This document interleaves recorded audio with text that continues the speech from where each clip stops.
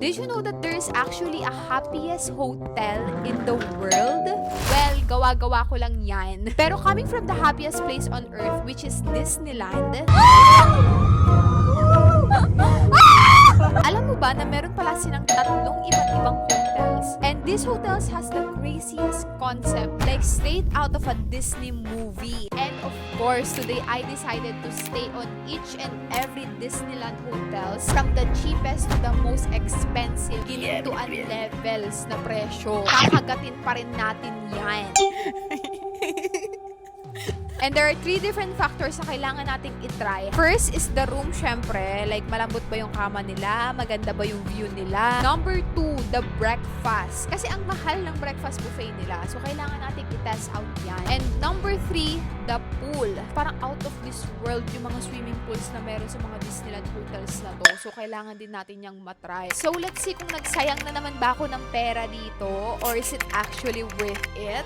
Sarap mabuhay. Kaya ano pang inaantay mo? Let's go!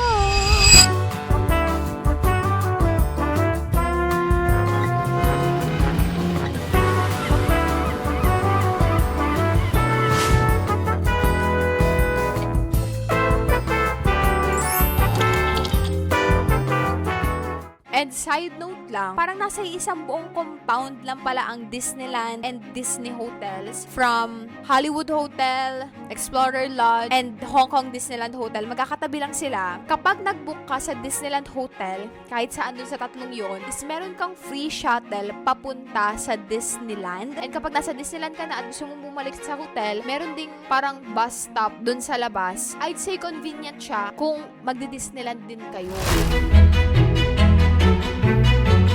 Simulan natin with the pinaka-cheapest, the Hollywood Hotel. When I say the cheapest, pinaka-mura sa kanilang lahat. Actually, mahal pa rin tong hotel na to. I think mag-check in na muna kami.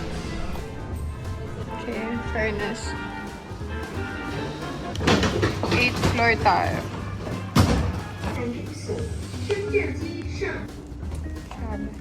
By the way, we got the deluxe room, and this room is 20,000 pesos per night.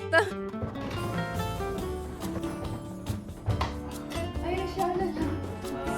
Wow, it's so nice. It's so pretty.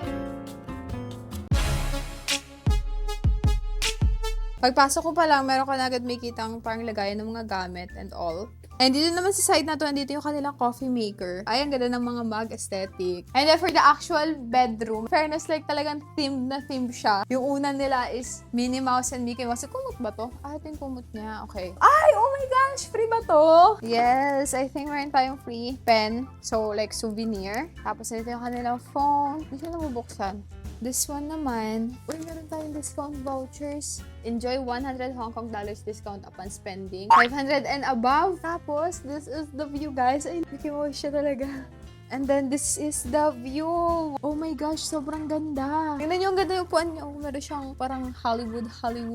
And then, for the bathroom naman, meron tayo ditong hilamusan. Tapos, ito yung kanila hand wash, body wash. Wala bang mga pa-freebie dyan? Ay, kortina lang siya. Kortina ba to? This is the actual bathtub with the shower. Okay, so basically, that is the room tour. Meron din pala siyang connecting door. Naka-connect yan sa kabilang kwarto. Wala kasi kami kasama, so hindi siya pwedeng may iba naka-check-in sa kabila. Ayan, I think kapahinga muna kami dito. Pero this is the cheapest so far. Excited na akong makita kung ano pa yung iba. For the small details na napansin ko dito sa room na to, meron siyang built-in na upuan para sa bata. Makakaupo yung mga bagets kasi nga usually kapag nag-check-in dito, may kasama talaga silang bata. Sobrang cute ng sleepers nila. Di ba kumpara sa mga hotel, kulay white, pero with this one, ayun, ang cute! OMG! Pambata kasi nga, inaano na talaga nila na meron kang bata kasama. Dalawang isip bata lang na naka-check-in dito ngayon.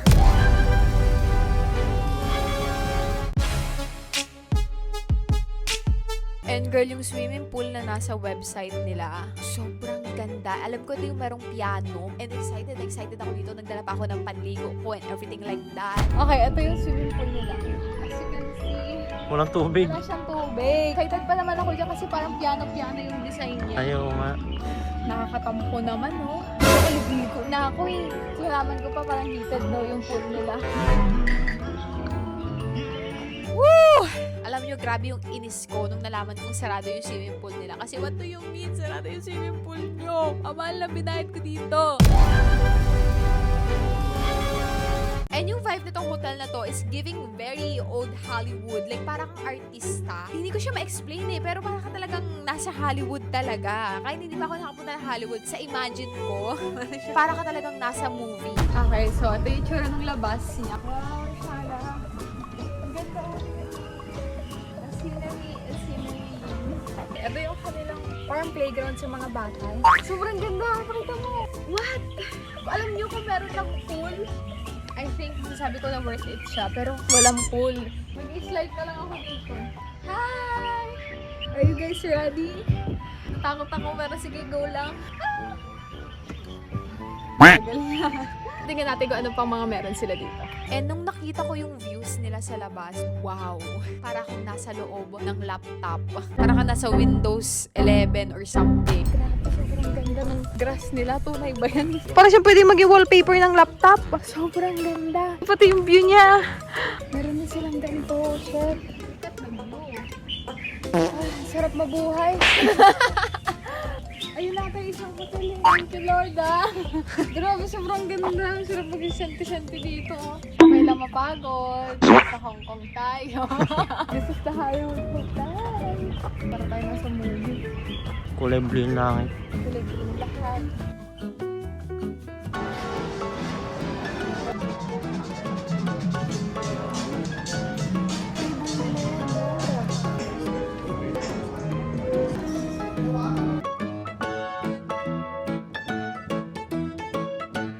Guys, it's night time. I think around 11 p.m. na. Oras na para matulog. And tignan nyo yung palabas sa kanilang TV. It's Disney.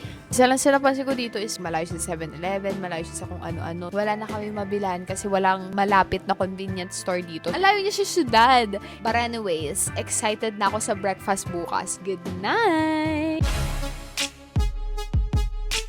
And kinabukasan pagising namin, dumiretso na agad kami sa kanilang breakfast buffet. Girl, hindi natin ito pwedeng atrasahan. Ito yung nagpamahal dito.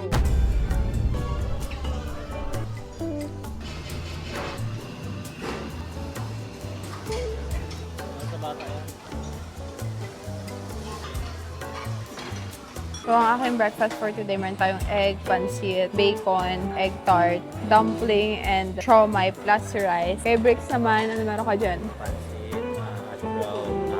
Egg, bacon, rice, and siomai. Plus orange juice. Guys, tingnan nyo, meron pa pala silang ganito, oh. And in fairness naman sa breakfast buffet nila, marami silang iba't ibang variety of foods. Hindi kami nakakain ng sobrang dami kasi parang hindi rin talaga kami gano'n nag-breakfast.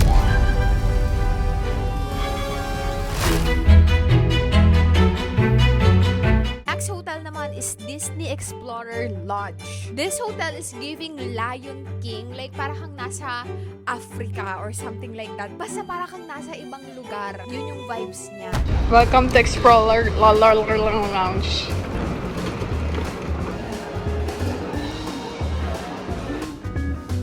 We got the double room with sea view. Hindi ko alam ba't siya tinawag na double room. Siguro dahil dalawa yung kama niya. Dalawa naman kama nilang lahat ah. Pero this room is 25,000 pesos per night.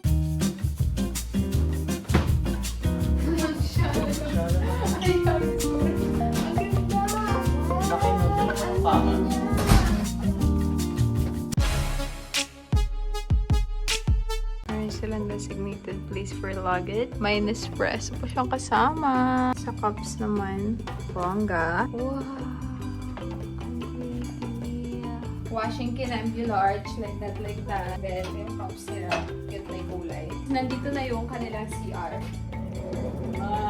Sliding. Ito yung kanilang bowl. Wala siya yung parang ganun. This is the shower. Wala silang bathroom, pero kalibasan yan. And guys, this is the actual room. Dalawa yung kama nila. Pero pag isa doon, like that. TV, place para magpaganda.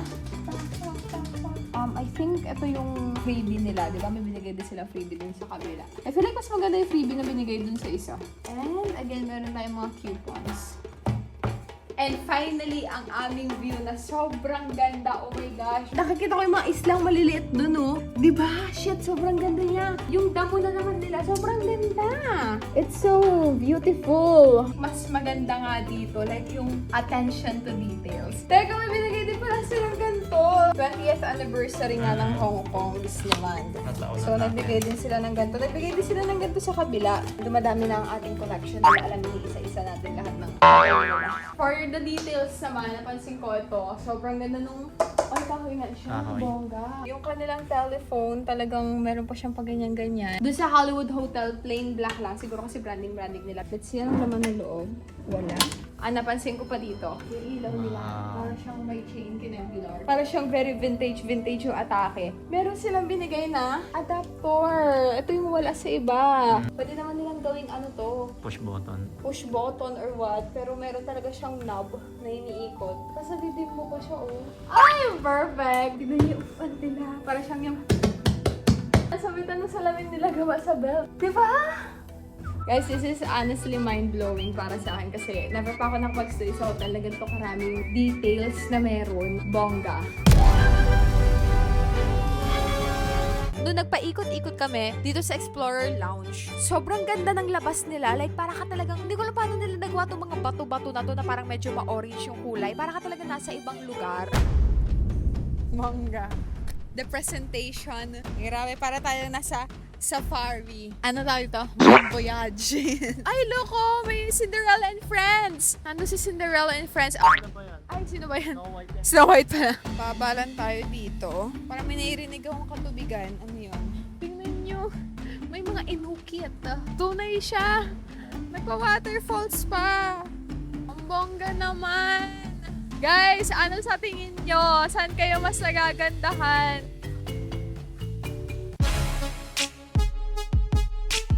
Tapos yung swimming pool pa nila, te, sobrang kakaiba yung itsura niya. Ang ganda talaga. Guys, look oh. Ang bongga. Sa sobrang ganda niya, para na siyang tourist attraction. Something na mapupuntahan mo sa Disneyland talaga. Matagos nga yung lamig sa jacket ko eh. And unfortunately, dahil daw sa weather, sarado pa rin yung kanilang pool. Tawag nila dito is raindrop pool. Sarado siya kasi medyo malamig yung panahon dito ngayon. Natural, sino ba daw maliligo sa swimming pool ng sobrang lamig, di ba? Ako! Gusto ko maligo sa swimming pool nyo, bakit ba?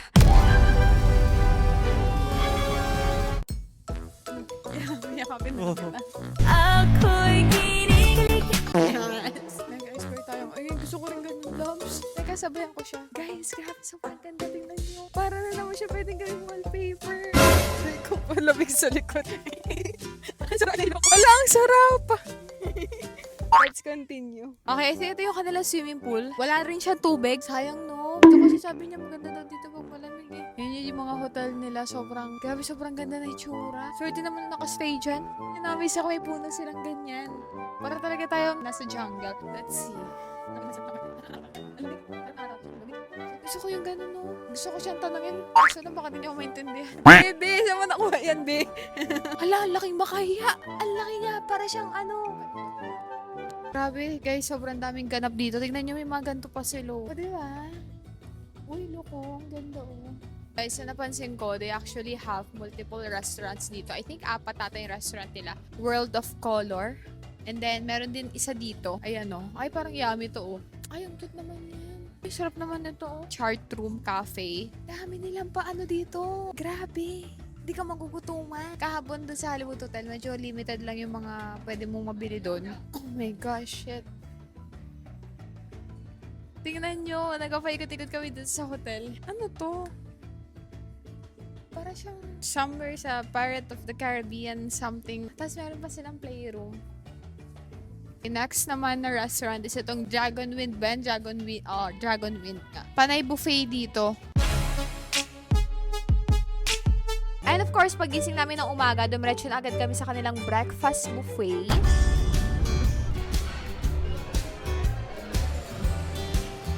So,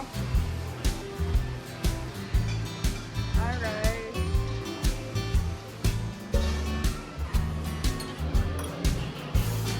Guys, it's time to eat. Ito yung plate favorite ko, ito, yung kay Bricks. Sobrang dami. Talaga nga, gutom na gutom siya. Excited na ako kainin to kasi hindi nakakain ng ramen. Hindi ako kumakain ng mga masasabaw na pagkain pero kasi sobrang lamig dito na parang kinikrave ko na siya. And I think medyo na maraming chili oil na nailagay ko. Kasi masarap.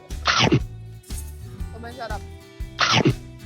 And in fairness naman sa breakfast buffet nila dito, ang sasarap ng pagkain nila. Like, hindi ko alam na ba to placebo effect ba to dahil sobrang mahal na tong hotel na to. Pero masarap talaga siya.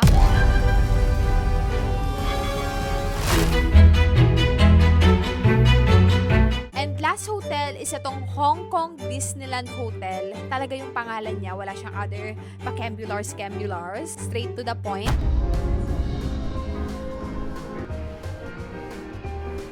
Nakikita niyo ba kung gaano ka-shiny yung lapag nila? Oh my gosh. Guys, look at the floor. Wait, saan ako pupunta? Salamin kaya katakapunta ako doon. Loves, look. Holy shit. Sorry for the word. Grabe. Hindi ko alam kung sobrang ganda niya. By the way, we got the sea view room with balcony. And itong room na to, nagkakahalaga siya ng 30,000 pesos per night. Inshallah. Lang yun naman. Wow.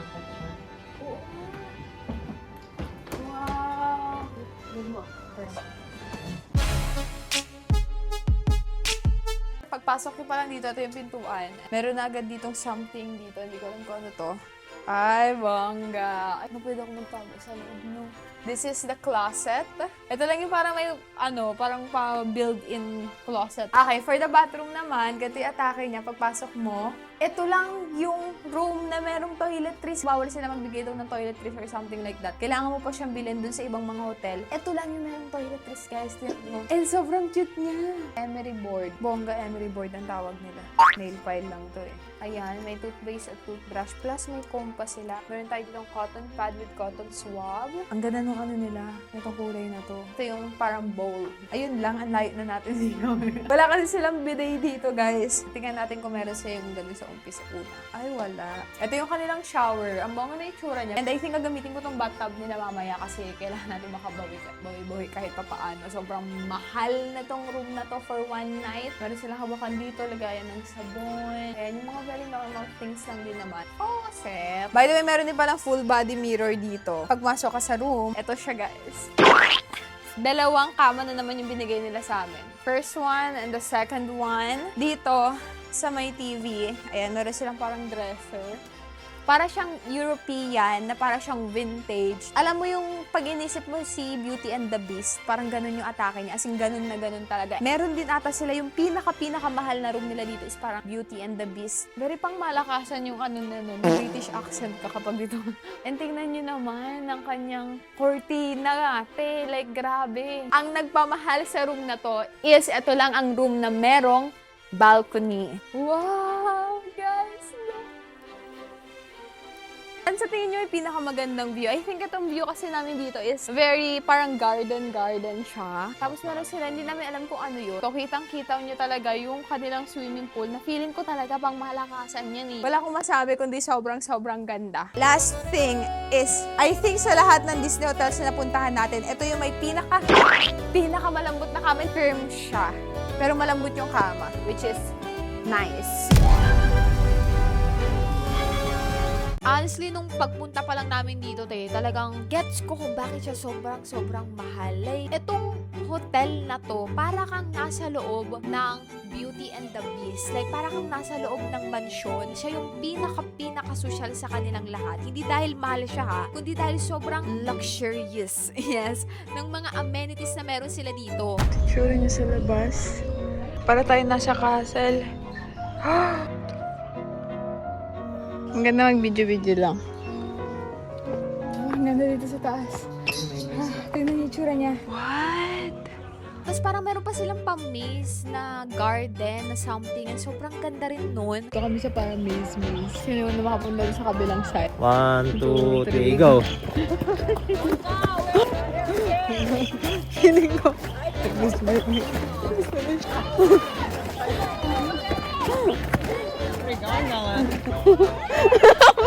Sama panalo ng 5K. Boy, nawawala na. Bakit? Nawawala tayo. Dito siya. Sabi siya. Grabe, sobrang ganda. Pero in fairness naman dito sa Hong Kong Disneyland Hotel na to, meron siyang dalawang swimming pool, isang indoor at isang outdoor. Guys, ito yung kanilang outdoor swimming pool. Grabe, sobrang ganda niya. May pabato-bato factor na naman siya. Kaso lang, ang problema, sarado na naman yung pool nila dahil nga sa weather. But, meron akong good news sa inyo. Pakita mo yung pool nila, shit, sobrang ganda, oh. Grabe, ang ganda ng pool nila, no? Girl, yung outdoor swimming pool nila sa website, shit, sobrang ganda. Pero, sarado na naman nga kasi nga malamig nga yung panahon. And out of all of the Disney hotels, ito lang yung merong dalawang swimming pool, indoor and outdoor. And ito yung kanilang indoor pool. Wow. Wow, ang ganda. So, kung malaman kung heated ba siya, baka mga daw. Is it heated? Yeah, malamig pa rin siya, pero parang pwede na. Pero yun lang yung bonus point na tong Hong Kong Disneyland Hotel kasi meron silang indoor pool. So kung gusto nyo maligo, kahit malamig sa labas, meron silang indoor pool. Guys, this is just another side note. Kay gising ko lang. I-check out na kayo mamaya. Mag-breakfast muna kami. Pero, as a side note, nagtututbrush ako kanina. And tignan nyo tong small detail na nakita ko. So, dito sa mirror, yung frame niya, may mga naka-engrave na Annette sa Snow White. And buong yan. So, habang nagtutbrush ako, I'm like, wait, ang galing naman. Tapos, ayun si Snow White sa pinakataas. And again, nagising ulit tayo ng sobrang aga para tikman ang kanilang breakfast. Ay, yummy. Parang crispy belly. Guys, ito ating breakfast for today. Waffle. Wala sa ibang Disney hotel to. Parang overnight oats. Plus, meron tayong isang dim sum. Tama na natin. Okay, 1, 2, 3, smile, and one more. Say bye-bye, Pluto, thank you.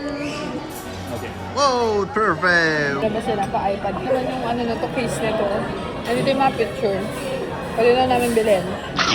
Hindi naman ako disappointed sa breakfast nila. Pero parang napansin ko mas maganda yung breakfast ng Explorer Lounge. Okay din naman yung breakfast nila pero parang feeling ko mas maganda at mas masarap yung breakfast na natikman ko kahapon from Explorer Lounge. And to answer your questions, are Disneyland hotels worth it? Honestly, yes and no. Kasi if you are a huge Disney fan, this is something that you would really appreciate. Kasi from the small details, the Mickey Mouse touches, ultimo yung sleepers nila merong logo ni Mickey Mouse. Honestly, it is magical. Para siyang ibang level ng experience. Pero at the end of the day, it is still a hotel. A really nice, well-themed hotel. Pero still, hotel pa rin siya. And the price, definitely medyo may kamahalan talaga. But if you're just here for the rides and the park, you can honestly stay kahit saan and may enjoy mo pa rin naman yung Disneyland. Pero if you truly want to experience at least staying sa isang Disneyland hotel, I highly recommend the Explorer Lodge. First of all, hindi siya sobrang mahal. Pero at the same time, makukuha mo yung mga amenities na meron sa other hotels. Maliban na lang dun sa indoor swimming pool. Plus, in my opinion, ito yung may pinakamagandang structural kinembular. Para ka talaga nasa ibang dimension. Tapos, ang sarap pa ng pagkain nila. Marami silang restaurant. Pero I suggest kung gusto nyo magstay sa Disneyland, gawin nyo siya ng summer para makatsyempuhan nyo talaga at magkataon talaga na nakabukas yung swimming pool nila. Pero again, another tip is try nyo tumawag sa kanila kasi may mga times daw na kahit na summer, hindi pa rin nakabukas yung pool nila kasi under maintenance siya or something. So kung gusto nyo masulit talaga perang pinaghirapan ninyo at gusto nyo magstay dito, make sure na nakabukas yung swimming pool nila. So ko talagang ma-experience din yung swimming pool nila. So balitaan nyo na lang ako kung masaya ba siya. Pero kayo, kung kayo ang tatanungin, do you think it's worth it?